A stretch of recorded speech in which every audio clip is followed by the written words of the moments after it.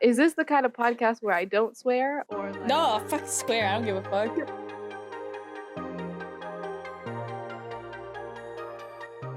Hi, this is my good friend Yaatu. She's fucking beautiful, gorgeous, intelligent, a fucking electrical engineer. I fucking failed. Did I ever tell you I failed electronics? No, not electronics, electrical circuits. Not failed, but I was so close. I wanted to quit so bad.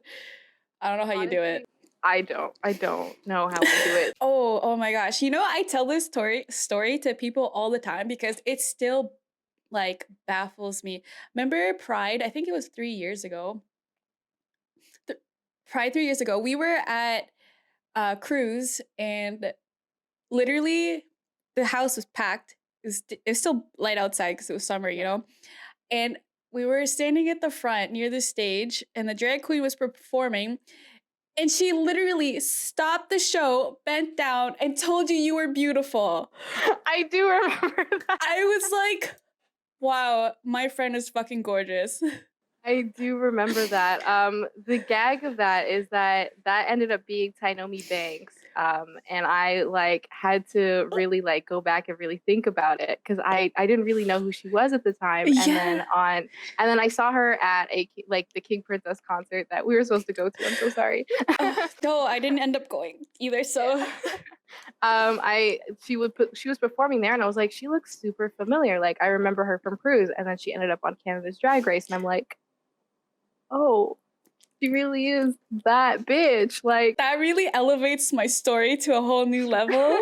Tainomi Banks stopped her in the show to tell my friend how gorgeous she is. Honestly, that was my first Pride too. Really? Because I was like a baby. I was a baby gay, and I was like, I don't know what the hell is going on. And I'm like, drag queens, this is great. Gay people, this is great. And I went on a rampage that year. When we met, I thought you already knew you were like bi, queer. I was, but I was not like actively going out and doing gay things, I guess is the way to explain it. Like that year was the year that I moved out of my parents' house because I knew that, you know, they were not, to put it bluntly, like my parents are pretty homophobic. They are not with that gay shit. Yeah. So I knew that I couldn't like fully really come out until I moved out, had my own place, and I moved out. 2 months later, I came out to both of my parents. My mom had like cut me off at that point. She was like, I don't want anything to do with you. She had a handful of horrible words to say about me, and we just didn't talk for months after that. But that was like the first year where it's like, yeah, I'm out. Literally everyone in my life knows that I'm gay. And that was like the first like Pride that I had gone to, because I was like, I can't go out to Pride and then come home to like my homophobic parents covered in rainbow flags. Like, yeah. That was like the first year I was like, no, like I am like gay. I love that. Wow, wait. Was that the first? Wait, let's just backtrack. How did we meet? So that was 2018. That was what that Pride was. Yeah. Yeah. And then we met 2016, 2017. I think 2016. Yeah. I want to say it was 2016. Yeah, 2016. Yeah, it was. It was 2016 because I met you the same summer that I met Kylie. And that was the year I met her. Yes, I was Yatu's boss. I was the worst employee. But the worst employees make it the most fun. Yes. Yeah. So that was it. That's the only story how we met. I was Yatu's boss at an amusement park, and then all I remember is this girl who would not do anything I said and would continue to make bush jokes. Absolutely. Okay, so 2016 we met. You already knew, but then you weren't out until 2018. Yeah. So like my close friends, and I guess like anyone new that I met at that point on knew that I was gay to some extent. It's so funny because I was talking to Kat about this, how we were all like, you know, figuring out our queer around the same time. Would have been cool if, you know, we were talking about this to one another, because that's also around the time that I was figuring it out. Yeah. Because I think and this might be a little weird, I think like me and your ex at the time, because we were we were like friends, we had known each other for like a year already at that point. Like a big discussion that we had was, it was like, okay, like she knew that I was gay, so we were like, is Krisha is Krisha gay? And it was like a common thought of like, is she gay? Like, no, we don't think she's gay. Is she? Is she gay? So we were kind of doing all the wondering for you. I was a baby gay. I literally realized like probably a month or 2 months before I started working there that I was queer, that I like girls. So I was also questioning for myself. Thank you for figuring it out for me. Yeah, we anytime, sis. Anytime. But oh my gosh. So right before we started recording, Yaatu told me something fucking crazy. Yaatu, what was it? So, Krisha originally brought me onto this podcast to talk about, you know, being Black, being, you know, bisexual, and how to kind of navigate the world that way. But 2 days ago, I discovered the Am I a Lesbian Master Doc. And whoo, ladies and gentlemen, I think I am a lesbian. Claps. Thank you. Thank you. Only took me 24 years.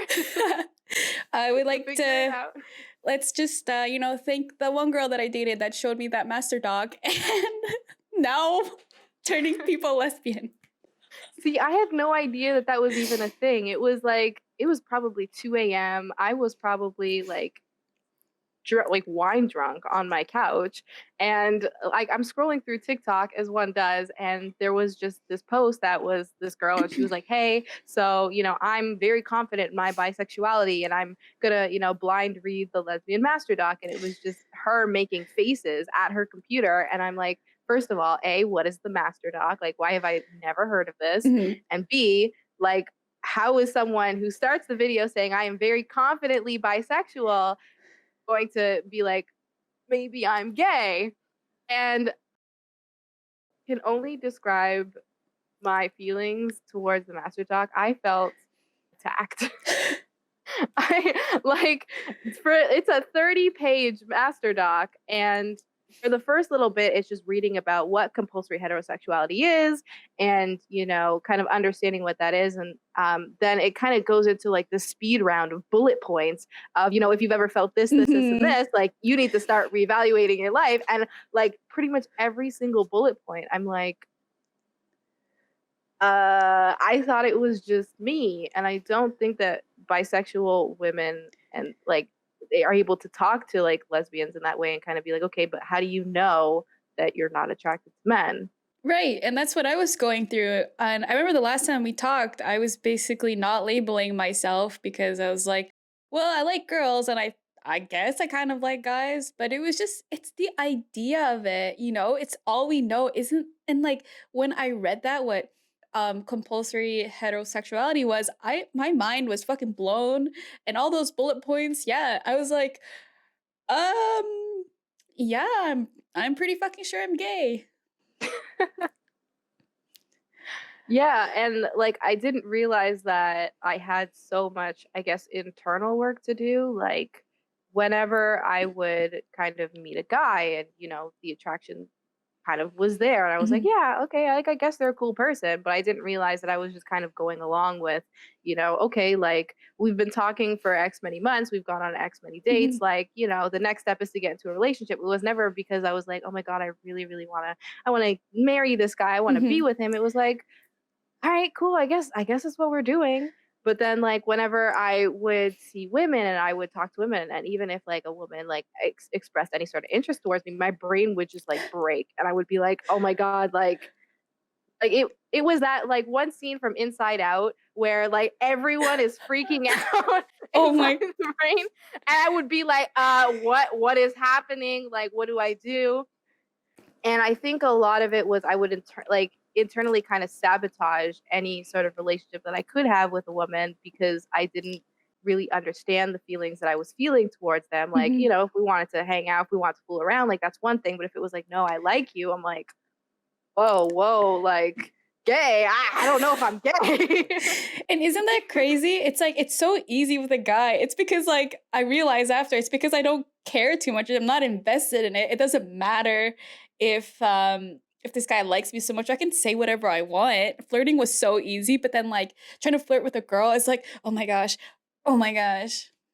Right, exactly. And I think that a lot of it also kind of had to do with the way that I was attracted to them. Like I could see like a pretty girl and like just immediately be like like what is English? I don't know what to say. But it didn't matter like how conventionally attractive this guy was. It would be like you cut G. Yeah. And I think that like I guess the weirdest part of trying to figure it out was I had kind of grown so comfortable with casually sleeping with men, um, where it was like, okay, but it's not like I don't like sleeping with men. It's just I hate everything else about them. And I thought that that was coming from a place of, men are cool with men, lesbians are cool with men, but bisexual people are notorious for like loving women, but Yeah. absolutely hating men and dragging men to filth. So I was like, it's probably just, that little bisexual piece of me. But like looking back on it, I'm like, no, like you enjoyed the sensation of having sex, Hmm. but did you really enjoy being with that person specifically? That's interesting. How did you separate that? Um, I think, and this is gonna make me sound like a real bad person. Oh no, I don't. Part of the master doc, there was a line in there that was like, "You can only be, drunk or high when you have sex with men," and Oh. I was like, like I think like whenever a guy would come to over to my house, like I would intentionally like take a shot or two, or I would like smoke a bowl. Like I would do something to kind of like get myself kind of half there. And there are people that I have slept with, like I could confidently say, like I have never been sober when I slept with you. Like you might have thought that I was sober, but I had never been sober when I slept with you.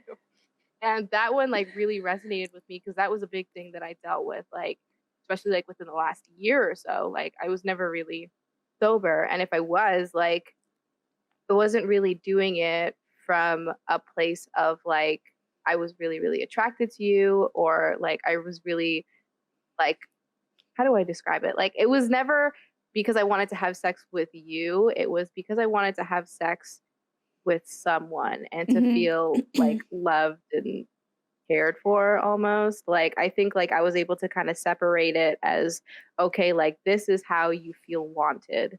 And that's part of like the internal work that I have to do. It's like you need to kind of separate, the feeling of attraction and like actually liking someone, because it leads to a lot of problems where people are like, "Hey, so what are we?" I'm like, "We're hanging out." What do you mean? What are we? I don't know. And feeling wanted and feeling appreciated and feeling beautiful, because I Yeah. think that I was able to kind of put a lot of, I guess, my self-worth into, people's desire, and specifically men's desire to have Hmm. sex with me.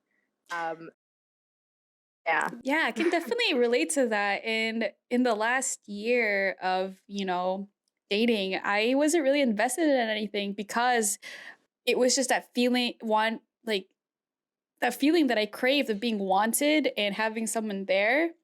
But it was never really like, oh, I actually like this person. I want to build something with them. It's like, no, we're just hanging out. But Just, two bros. yeah, bros that hug.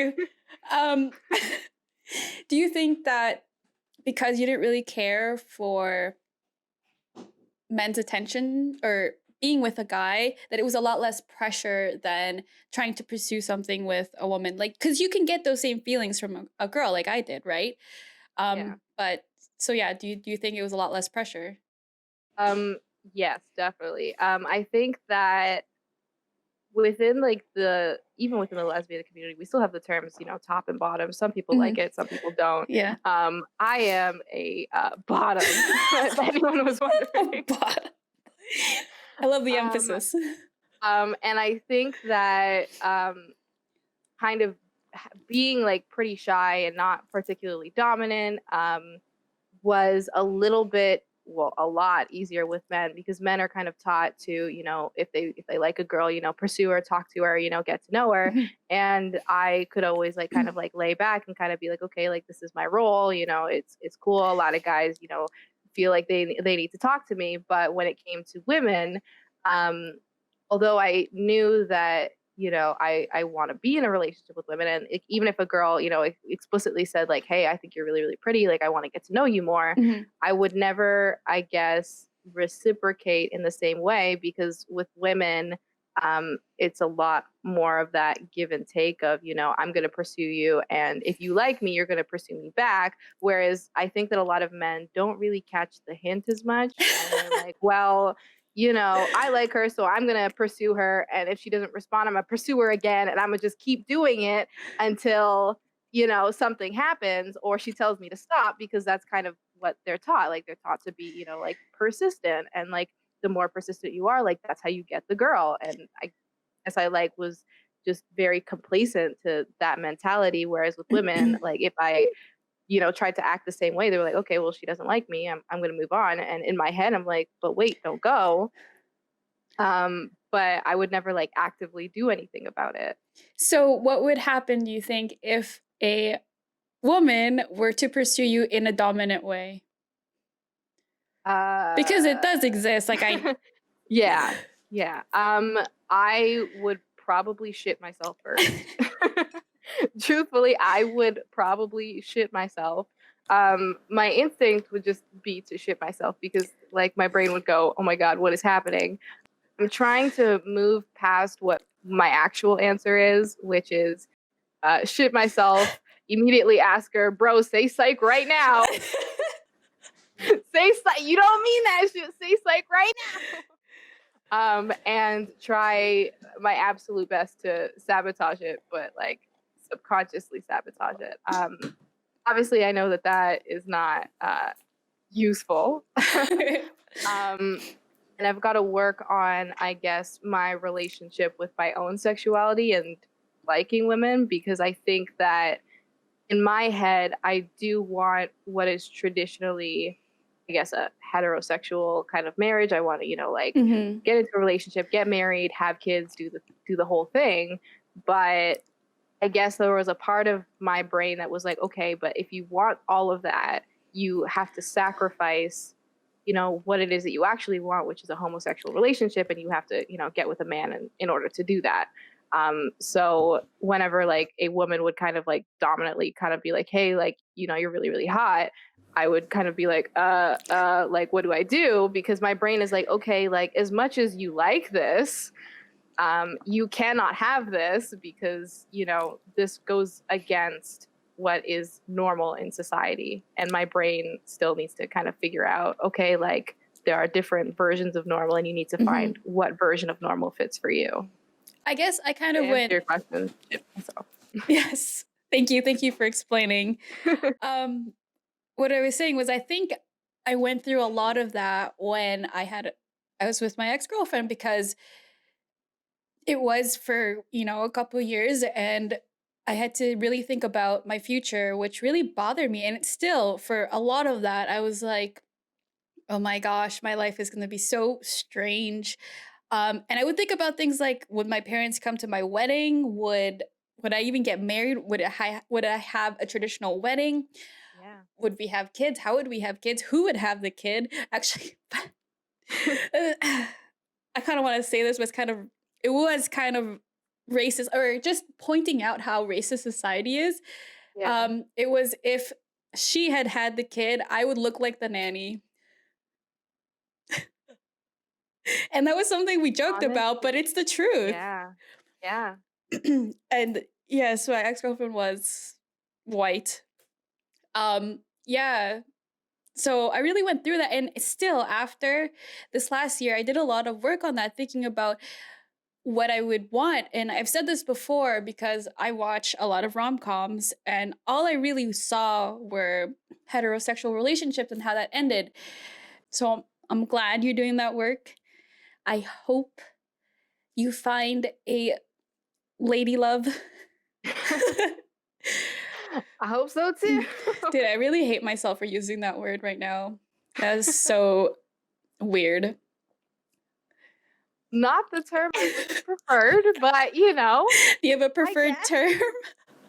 I think I've always really enjoyed the term partner. And I use it in my straight relationships as well, which a lot of men didn't really understand that. They're like, Mhm. why do you not call me your boyfriend? I'm like, because you're my partner. Like, you know, I think like it's kind of almost like not quite Batman and Robin, but you Oh, know, like yeah.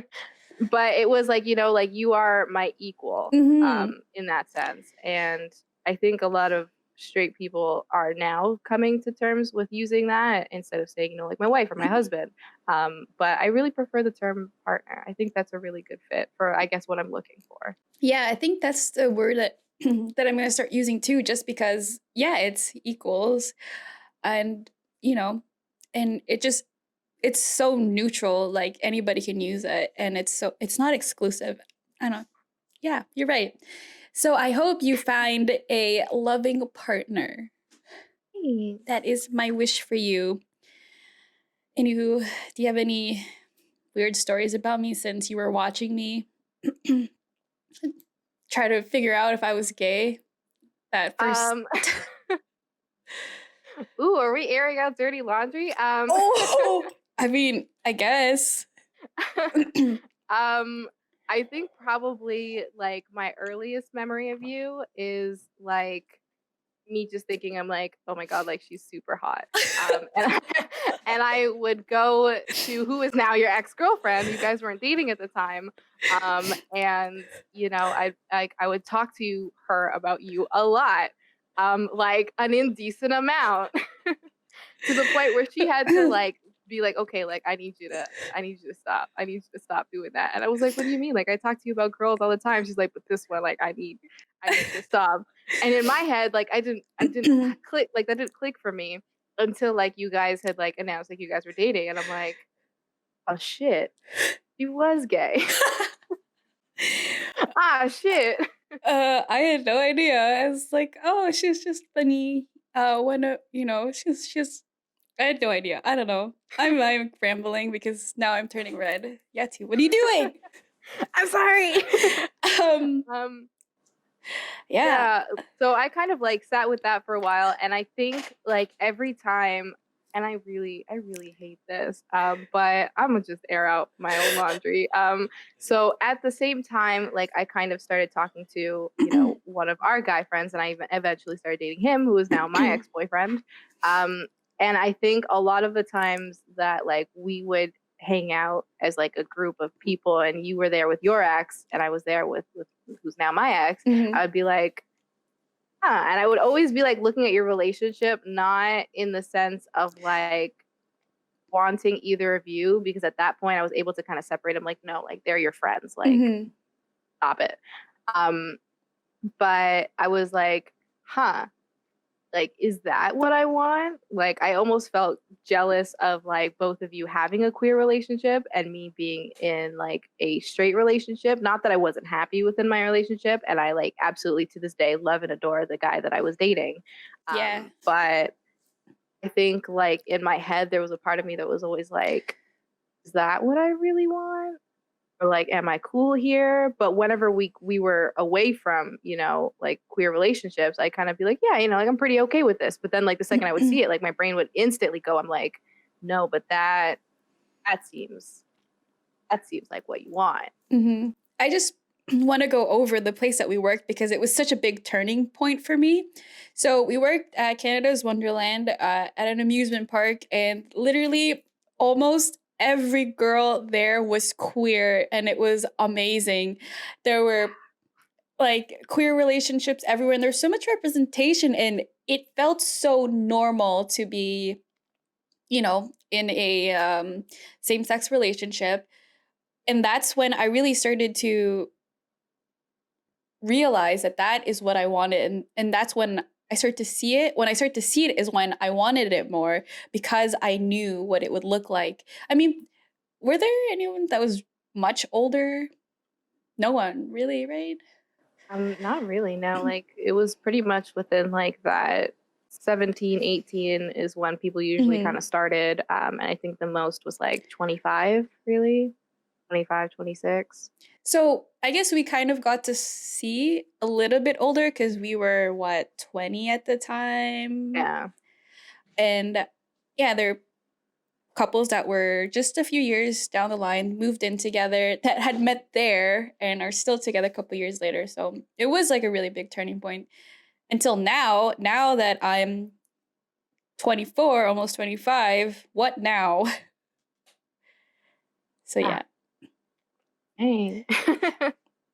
Yeah. I didn't really even think about it like that. Like, I had just kind of normalized what that kind of place was. But now thinking about it, yeah, my first supervisor there was gay with a girlfriend, and they just got engaged. I just saw that on Instagram Oh, a couple really? weeks ago. Oh, that's Yeah, and I'm awesome. like, oh, guy.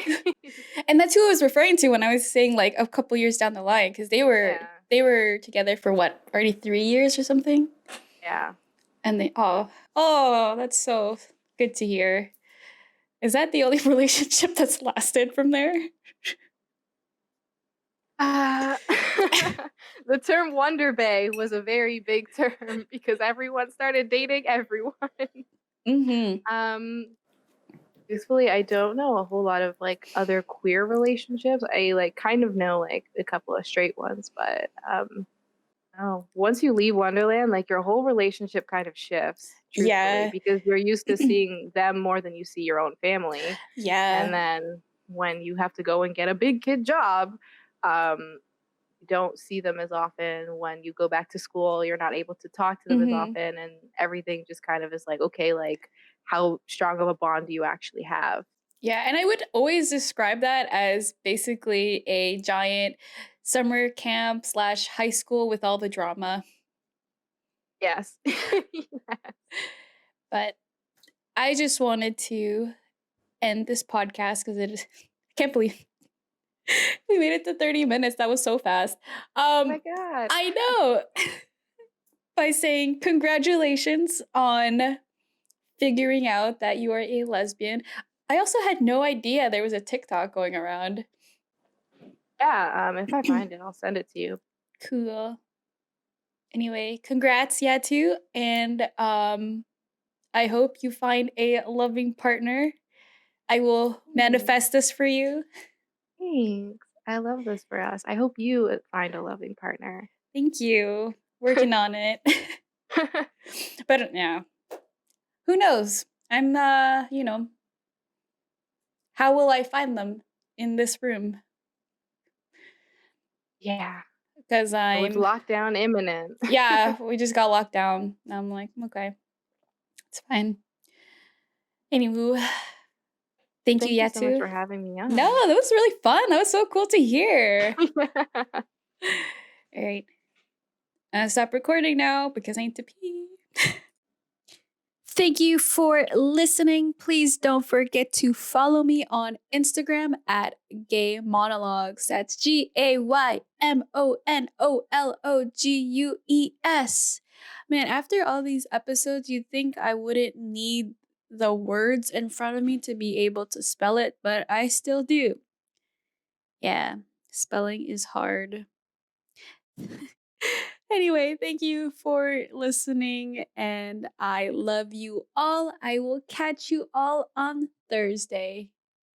I just remembered, please don't forget to like and subscribe as well. I am also working on this YouTube channel and not just the podcast. Anyway, bye for real.